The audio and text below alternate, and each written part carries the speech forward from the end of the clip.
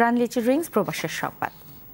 Saudi আরবের bureau chief Jeddah, Dammam, কাতার ও London প্রতিনিধির পাঠানো প্রবাসের সংবাদ জানাচ্ছেন মুজাহিদ হাসান।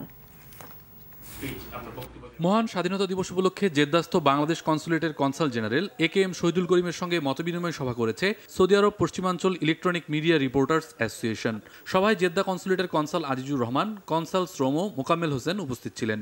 রিপোর্টার্স অ্যাসোসিয়েশনের সভাপতি MY আলাউদ্দিনের নেতৃত্বে এতে আরও উপস্থিত ছিলেন মাসুদ সেলিম, হানিস সরকার উজ্জ্বল সহ অনেকে।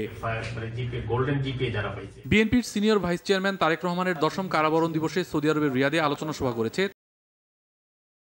সংগঠনের আহ্বায়ক ফারুক আহমেদ চানের সঞ্চালনায় এতে প্রধান অতিথি ছিলেন বিএনপির জাতীয় নির্বাহী কমিটির সদস্য জামাল আহমেদ চৌধুরী। বিশেষ অতিথি ছিলেন মিজানুর রহমান কমল। স্বাগত বক্তব্য রাখেন তাজুল ইসলাম গাজী।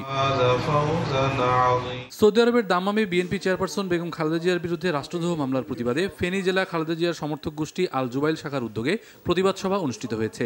সভাপতি প্রধান অতিথি ছিলেন সংগঠনের প্রধান উপদেষ্টা মাহবুব আলম ভূঁইয়া। প্রধান বক্তা ছিলেন শফিকুল আলম শফি।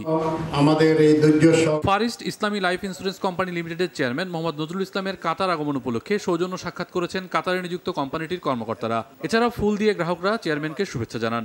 এ সময় উপস্থিত ছিলেন কোম্পানির ঊর্ধ্বতন কর্মকর্তা হাজি বাশার, রোকেয়া বেগম, ফয়েজ আহমেদ সহ অনেকে।